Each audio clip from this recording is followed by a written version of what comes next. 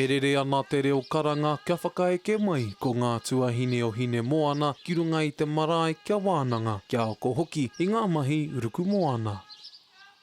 I think the way that the world is going and the way that our country is going, especially at the moment, where people are starving, it's just important that our people know that there's kai everywhere. And there's an old whakatauki that says there is kai at the end of your hand. And I live by that. Ka tae mai a Cherysh Hemana o Ngāti Raukawa ki tōna no marae o whakaarata maiti ki Pūkōrero ki te whakaako I ngā pukenga ruku moana hei oranga mo tōna iwi. So 30 plus years of being diving now. I have had a few little groups that I've taught at the pools and stuff, and then we've gone out to the beach and gathered kai. And I just decided it was about time that I started here at home and see where it goes to from there. Ko te mea nui,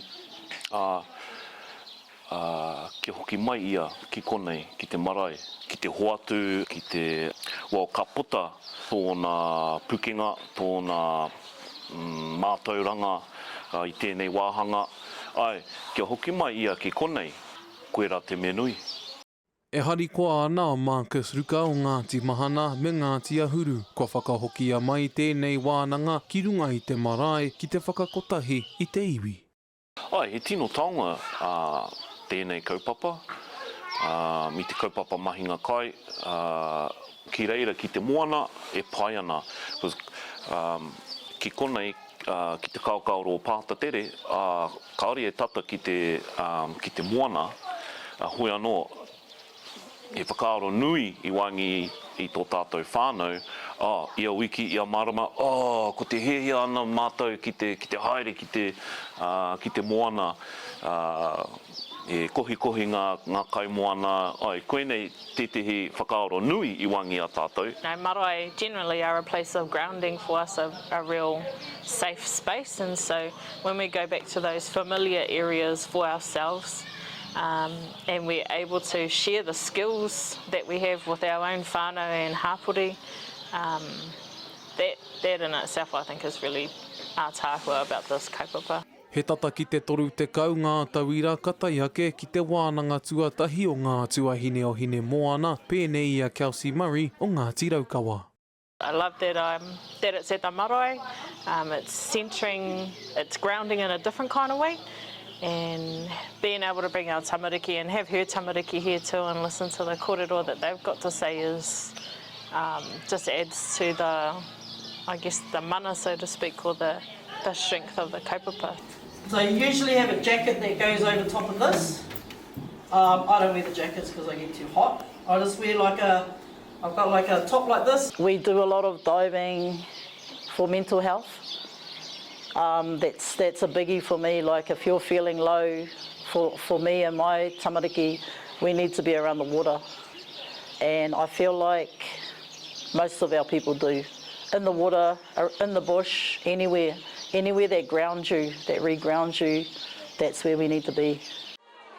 Hei tā Cherysh, he kuaha te mahiruku moana ki te mana motuhake o tōna iwi. Kua roa nei tōna whānau e kohi kai mā tai ana mo tōna marae tonu ki te whāngai te haukāinga me ngā manuhiri.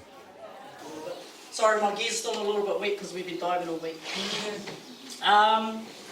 Yeah, so this is our basic setup. I've probably been through maybe 20 or 30 before I've actually found something I'm comfortable with. Diving doesn't just start when you're at the moana. You've got to make sure that you have some awareness before you go out there. What's the weather going to be like? Make sure that you're going with someone. Safety is paramount. Making sure that you're looking after your equipment. So if you've been out before, making sure that you come back and you wash it off, and looking after it, I guess, will make sure that it lasts longer. I hope to get as many people in the water safely as possible, learning to get their own kai so our people don't starve.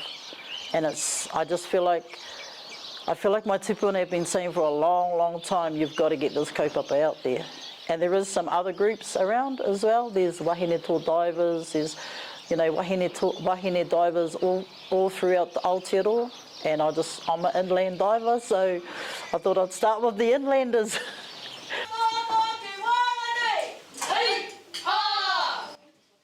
I te mutunga iho o te ruku kai moana, he hākari i te mahi, ko horahia ngā tēpu o te wharekai ki ngā mātai pēnei i te kaura, te kina o tirā i te mātauranga kia whāngai i te iwi whānui.